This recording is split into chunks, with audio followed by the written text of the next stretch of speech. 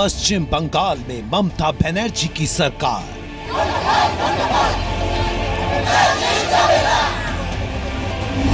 तमिलनाडु में जयललिता पर भरोसा बरकरार।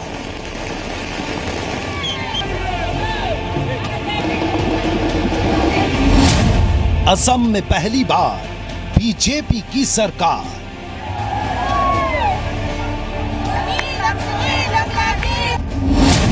केरल में लेफ्ट गठबंधन की नैया पार।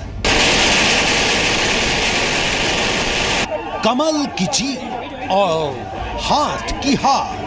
हम मां कामाक्षा को, पवित्र नदी ब्रह्मपुत्रा को श्रीमंत शंकर देव जी के चरणों में हम समर्पित करते हैं।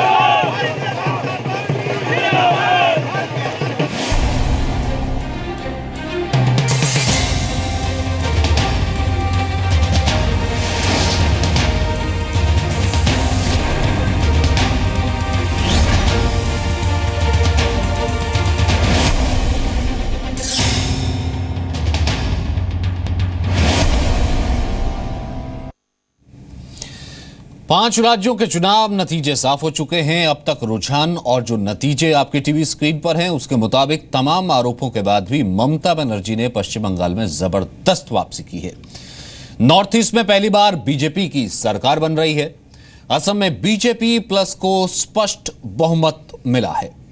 कांग्रेस को 5 राज्यों के चुनाव में भारी नुकसान हुआ है। असम और केरल में जनता ने कांग्रेस को सिरे से नकार दिया है। तमिलनाडु में जयललिता के वादे पर जनता ने एक बार फिर से भरोसा जताया है। जयललिता की सरकार बरकरार है। केरल में घोटालों के आरोप के बाद कांग्रेस सत्ता की चाबी खो चुकी है। जनता ने लेफ्ट गठबंधन पर भरोसा जताया है। पुडुचेरी फिलहाल त्रिशंकु विधानसभा की तरफ बढ़ती नजर आ रही है।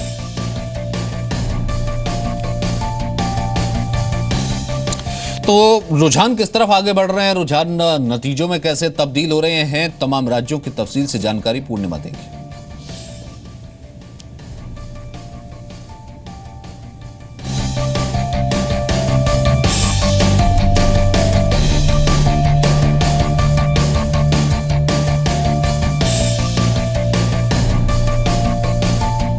देखिए, बहुत ज्यादा इंपॉर्टेंट है जब आप बात कर रहे हैं, तमाम डिस्कशंस हो रहे हैं और उन डिस्कशंस के बीच में यह भी जानना जरूरी है कि रुझानों के साथ साथ अब तक के नतीजे क्या कह रहे हैं। और चूंकि सबसे ज्यादा बात हो रही है पश्चिम बंगाल की, तो सबसे पहले हम पश्चिम बंगाल पर टीवी स्क्रीन पर हम देख रहे हैं, लेकिन हम कुछ ग्राफिक रिप्रेजेंटेशन के जरिए ये साफ साफ और आसान तरीके से बताते हैं कि अभी तक के रुझान क्या कह रहे हैं, नतीजे क्या कह रहे हैं। तो सबसे पहले आप जो नजर इस वक्त डाल रहे हैं वो पश्चिम बंगाल की है। 294 सीटों पर रुझान अभी तक सामने है, जिसमें बीजेपी 5 सीटों पर। मुझे लगता है ये नतीजों की इस वक्त साथ साथ ये बात भी हो रही है, क्योंकि नतीजे भी अब लगभग क्लियर होना शुरू हो चुके हैं। देखिए, टीएमसी यहां पर 218 सीटों पर रुझान में भी सबसे बड़ी बढ़त बनाए हुए थी, और जैसा कि बीजेपी की हमने बात की, 5 सीटों पर वो अपने रुझानों में आगे बढ़ती हुई दिख रही थी। टीएमसी 218 सीटों पर, ममता बनर्जी ने प्रेस कॉन्फ्रेंस भी कर दी है। वहीं सीपीएम प्लस 27 सीटों पर अपने रुझानों के साथ आगे बढ़ती हुई नजर आ रही है। सीपीएम प्लस के साथ साथ जो बाकी पार्टीज हैं उनकी स्थिति पर भी हम नजर डाल लेते हैं, जिसमें कांग्रेस देखिए 41 पर दिख रही है। ये बात हो रही है पश्चिम बंगाल की, वेस्ट बंगाल की। अब से कुछ ही देर पहले ममता बनर्जी ने प्रेस कॉन्फ्रेंस भी की थी, तमाम बातें उनकी तरफ से की गई। और अदर्स पर अगर हम नजर डालें तो 3 सीटों पर आगे बढ़ते हुए अन्य दल नजर आ रहे हैं। ये बात हो रही है पश्चिम बंगाल की। लेकिन इसके साथ साथ पश्चिम बंगाल में ये तो हो गई रुझान की बात। रुझान के साथ साथ कुछ नतीजे भी सामने आने लगे हैं, और ये नतीजे भी अपने आप में बेहद महत्वपूर्ण नजर आ रहे हैं। ये देख लीजिए, अभी ये बस कुछ आंकड़े आपके सामने अब से कुछ ही देर में आ जाएंगे, जिसमें बात हो रही है 294 सीटों में बीजेपी 0 पर। ये नतीजे हैं इस वक्त के हम आपको बता रहे हैं। और अभी 8 सीटों पर नतीजे सामने आए हैं, जिसमें टीएमसी इन्हीं 8 सीटों पर है, जीत हासिल कर चुकी है। ये नतीजे क्लैरिफाई करते हुए दिख रहे हैं।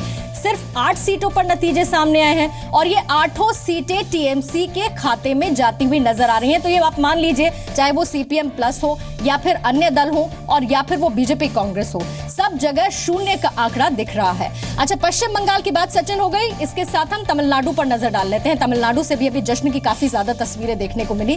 तमिलनाडु में कौन कौन सी पार्टी की किस तरह की स्थिति है, जिसमें सबसे पहले ये जो आंकड़े अभी इस वक्त सामने आए हैं, ये रुझान है 234 सीटों पर जो सामने आए हैं। बीजेपी शून्य के साथ रुझान जो बीजेपी की तरफ खाता जिस तरह का दिख रहा है फिलहाल, और उसके साथ ही अब एआईएडीएमके 125, अन्ना द्रमुक पार्टी 125 सीटों पर वो आगे बढ़ती हुई इन रुझानों के साथ दिख रही है।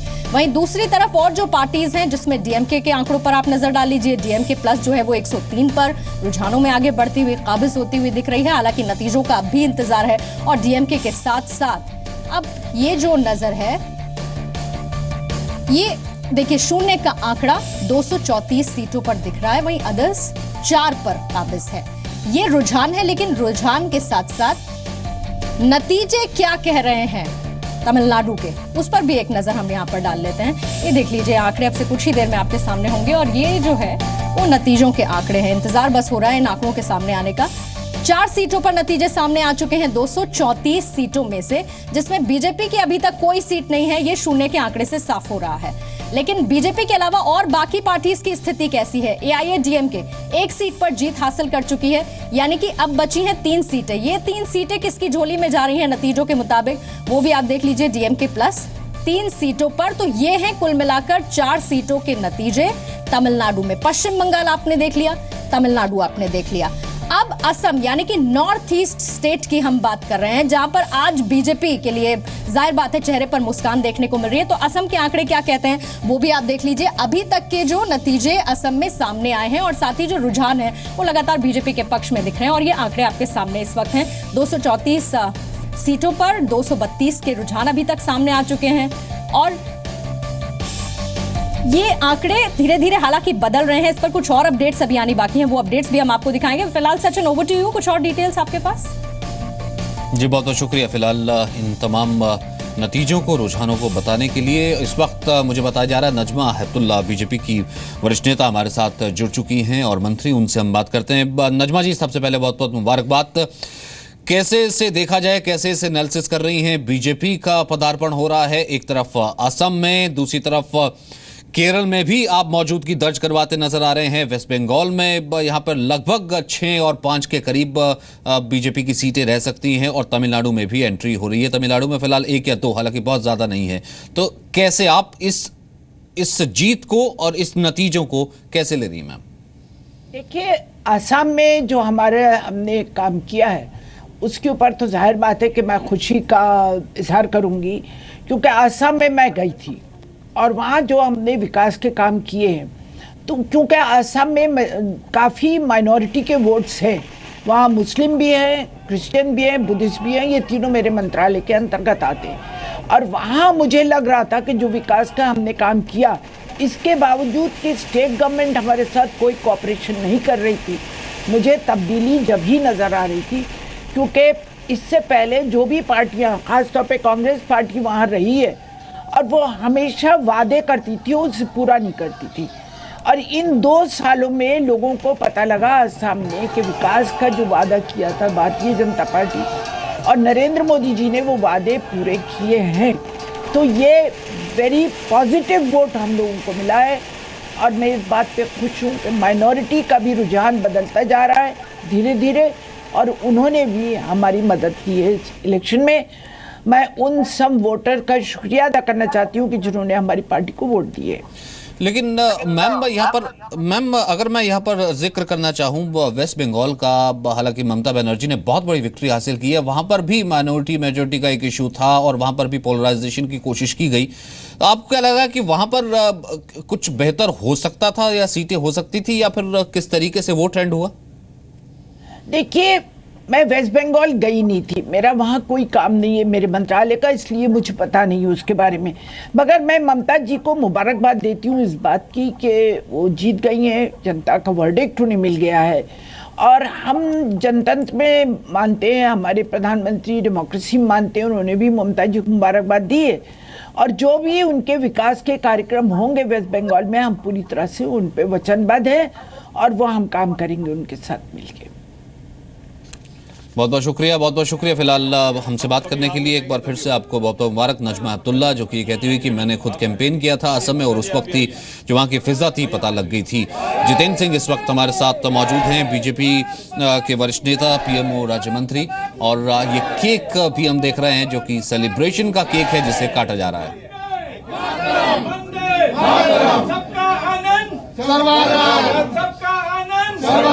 अखोर आनंद, अखोर आनंद। चलिए आप बांट के दो सबको।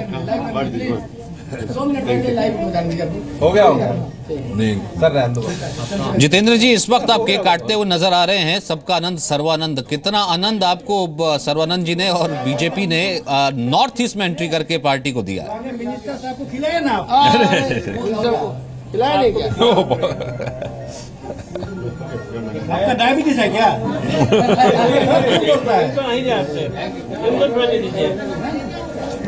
आप आगे इनको आप खिलाइए। हाँ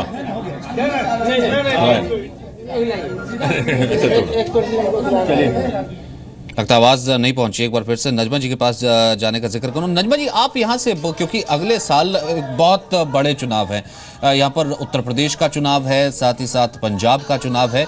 इस जीत को, जो कि बिल्कुल सुदूर, अगर दक्षिण तक भी आप पहुंचे, नॉर्थ ईस्ट तक आप पहुंचे, एक स्टेट को विन कर रहे हैं, कैसे आने वाले इस चुनाव में स्ट्रेटजी में तब्दील किया जाएगा? यहां से इसका टेक क्या होगा?